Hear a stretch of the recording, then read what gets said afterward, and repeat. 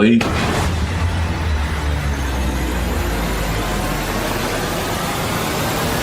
Guess who's back? Shit. Back again. Man, Guess who's back? guess who's back? Back again. Bros with mics. I'm Tom. I'm Cody. Whoa, what's happening? Act like I forgot something because I'm something. What's up, my guy? What's Man. going on, brother? We had to get this one posted because the top 25 came out. And I knew It my did. team was in the top 25. There was no ifs, ands, or buts about that, right? There was no doubts at all. No doubts. All right. Right? No doubts behind my back, right?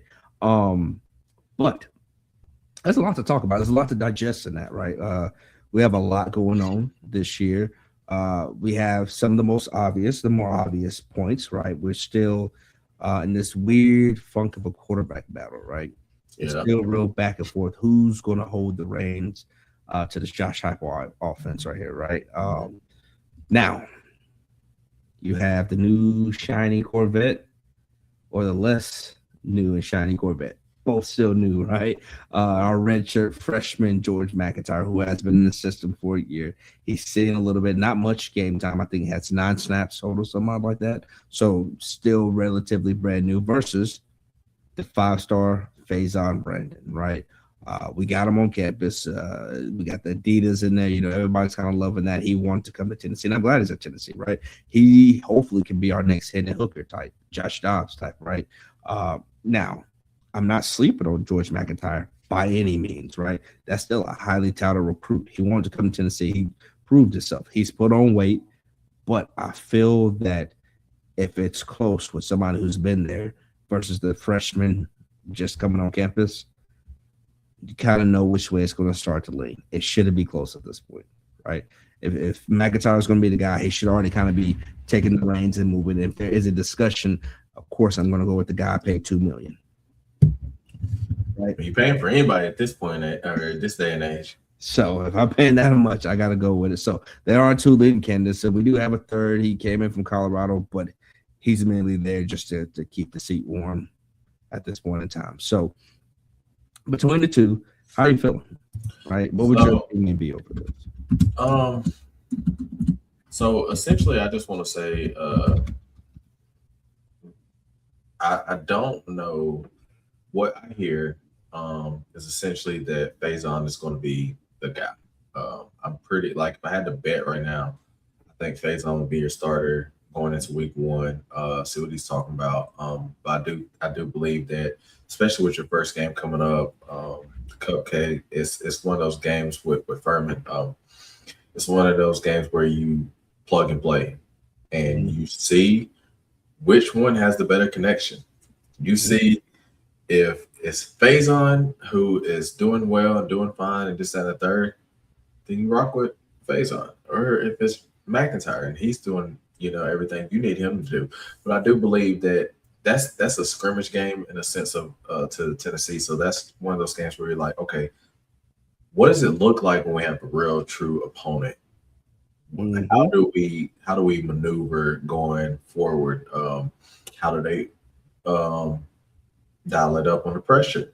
Yeah. How do they do game management? We won't know that until they're in it. So that's one of those things where it's cool and it's shiny and it's new. Yeah. But the problem with being new is the experience level. Mm-hmm. The experience level is one of those things that you have to kind of take that and throw them out there and just see what sticks at this point. And unfortunately, that's what Tennessee's having to do. Yeah, no, I 100% agree. I guess it's like that. For Nico, however, Nico had some time behind Joe Milton. He had some time to sit, and then he came in and he wasn't horrible. He made some crap mistakes because he was young. I'm expecting the same thing happen with Faison. That he's going to make some mistakes.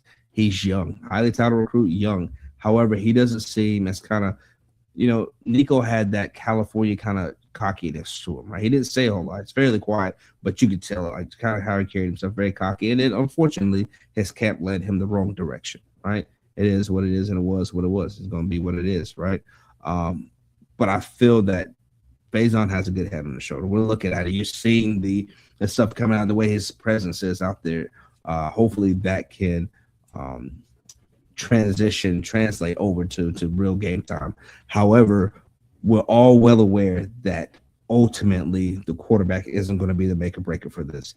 It's going to be back at that running back position at this point in time, and Deshaun Bishop, right? We're returning 1,000 yard back to this again, right? He came back one as a young kid who grew up in the Tennessee area, in the Knoxville area, right?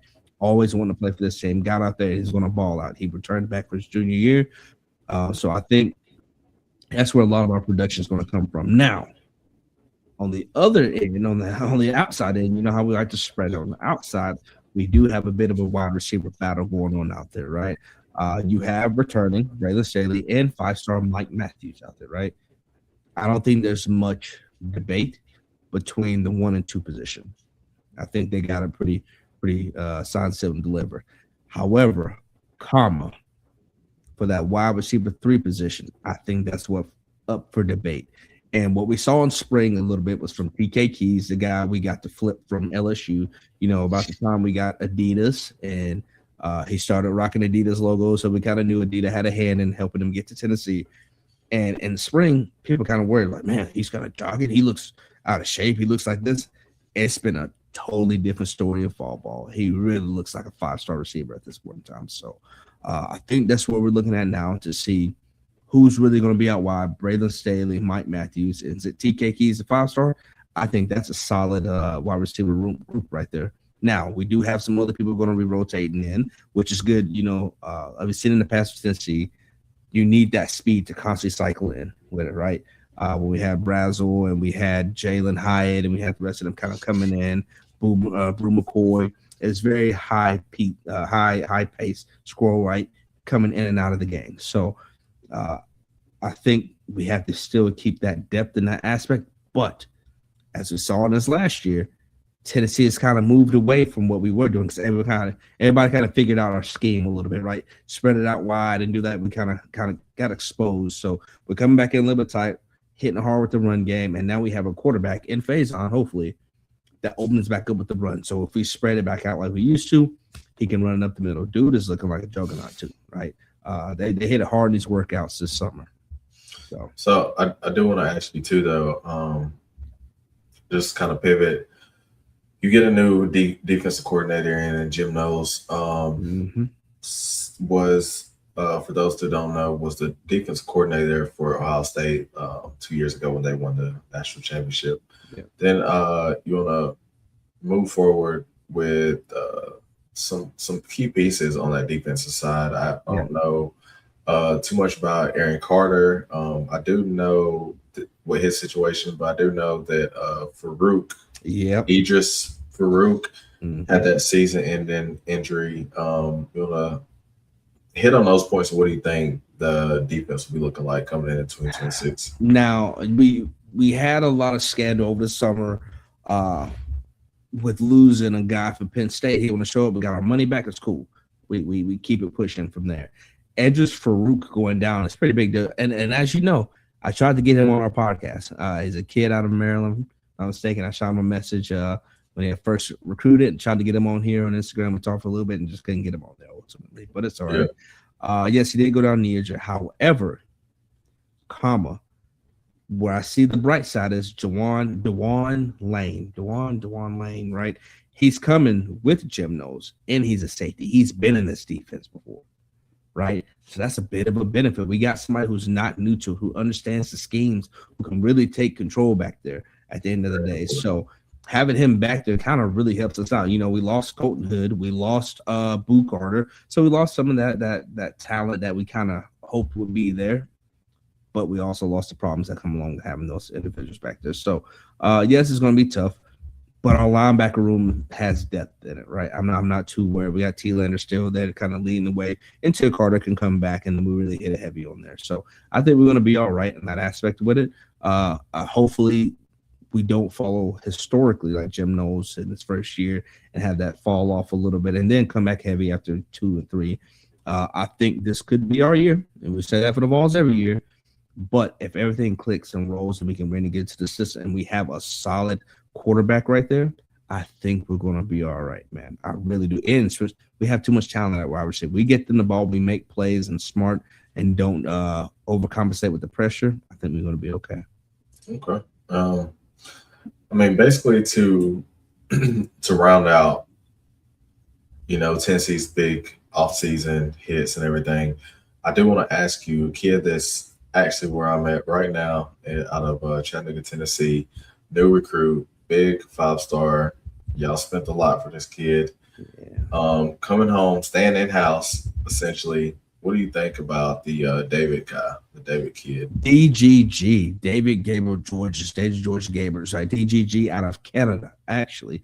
Funny enough, coming down to Tennessee, I had some guys I know who are on the staff there at Baylor, and just asked about him, like, "Hey, was it hard?" I said, "Oh, no, honestly, we have a lot of influence. The kid knew what he wanted to do, and had his head in the right place. Yes, people say he's getting paid, cool, but this is not any different than anybody else. Look at what Yeah, we it's did for not. Nico.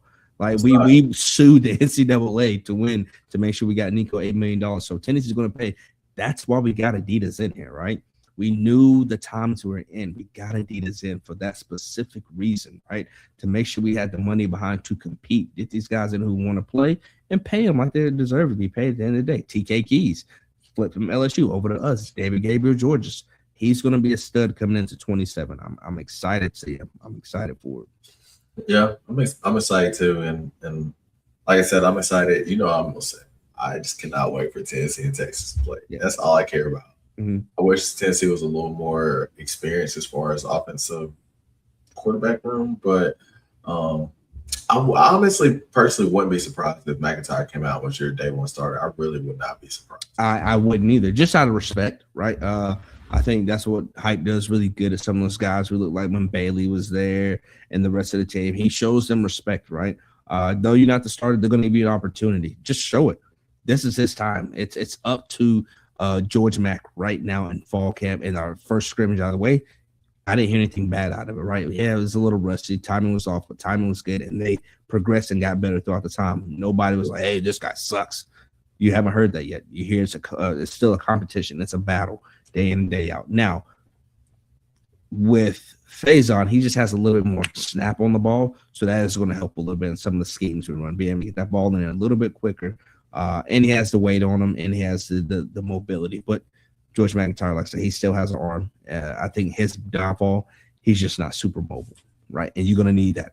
SEC's fast. They hit hard. You got to get out of that pocket, make some plays when the time comes. They're going to blitz off the edge. You got to hit that hole when it opens up and go. So to round it out, I think we're going to be all right. Like I said, ceiling for us, 10 wins. The floor, 7 wins, right? So I think we can do all right, but we're going to have to see. It's defense again. I feel like it's going to be 22 all over again. Offense will be rolling. Our defense is just going to have to keep up. So I hope it's not that way, but it'd be great if it was.